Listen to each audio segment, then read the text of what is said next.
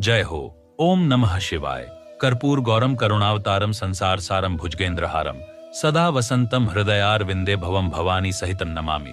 अर्थात जो कपूर के समान गौरवर्ण हैं, करुणा के अवतार हैं, जो संपूर्ण सृष्टि के सार हैं, जिनके गले में विशाल सर्पों की माला सुशोभित है, जो सदा भगवती भवानी सहित भक्तों के हृदय कमल में वास करते हैं, ऐसे महादेव को मैं शत शत नमन करता हूं।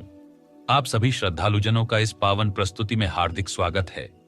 आज हम भगवान शिव की महिमा, उनकी करुणा, उनके तेज और उनके असीम प्रेम की एक ऐसी कथा साझा करेंगे जो आपके मन को भी शिवमय कर देगी।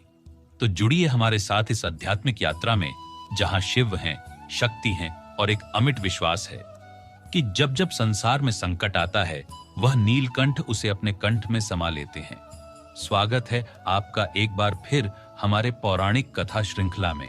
आज हम जानेंगे सावन के महीने में भगवान शिव की पूजा का महत्व और इससे जुड़ी पौराणिक कथाएं। ये केवल धार्मिक अनुष्ठान नहीं, बल्कि शिव भक्ति की वो परंपरा है जो युगों युगों से चली आ रही है। शिव महापुराण में वर्णित है कि जब देवताओं और असुरों ने मिलकर समुद्र मंथन किया तो सबसे पहले निकला कालकूट नामक भयंकर विष। यह विष इतना प्रचंड था कि संपूर्ण सृष्टि को नष्ट कर सकता था। तब सारे देवता भागे भागे भगवान शिव के पास पहुंचे। करुणामूर्ति महादेव ने सभी के कल्याण के लिए उस विष को अपने कंठ में धारण कर लिया। इसी कारण उनका एक नाम पड़ा, नीलकंठ। लेकिन विषपान के बाद भगवान शिव का शरीर अत्यधिक तप्त हो गया। इंद्रदेव ने बादल बुलाए और शिवजी पर जल की वर्षा की, जिससे शिवजी को शीतलता मिली। यही काल सावन का था, जब वर्षा ऋतु अपने चरम पर होती है। तभी भगवान शिव ने कहा, हे देवराज, तुमने मुझे इस सावन माह में शीतलता दी है, अतः आज से यह मास मेरे लिए परम प्रिय होगा। जो भी इस पावन माह में मुझ पर जल अर्पित करेगा, मैं उसे असीम कृपा दूंगा। गर्मी से तप्त धरती सावन में हरियाली ओढ़ लेती है। वन, पशु, पक्षी और मानव सब प्रसन्न हो उठते हैं। मान्यता है कि सावन में भगवान शिव माता पार्वती के साथ धरती पर विचरण करते हैं। इसलिए यह मास भक्तों के लिए विशेष होता है, क्योंकि यही अवसर है उन्हें प्रसन्न करने का।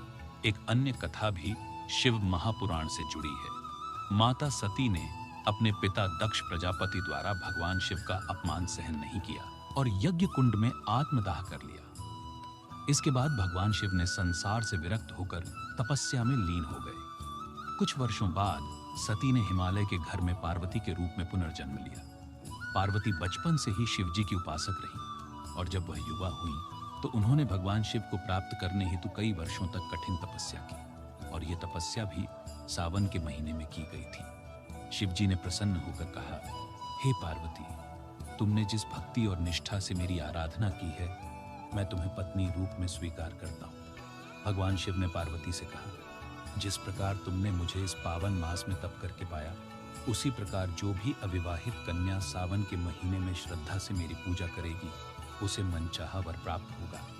तभी से कुंवारी कन्याएं इस मास में उपवास रखती हैं। शिवलिंग पर जल, दूध, बेलपत्र, चंदन और कुमकुम चढ़ाकर भगवान शिव को प्रसन्न करने का प्रयास करती है।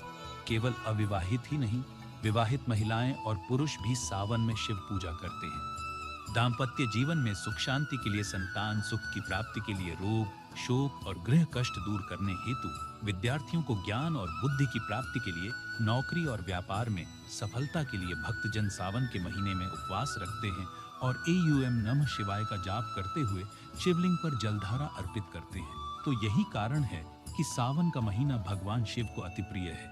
यह केवल एक मास नहीं, यह भक्ति, समर्पण और शिव की कृपा प्राप्त करने का शुभ अवसर है। हम आशा करते हैं कि आपको यह जानकारी पसंद आई होगी।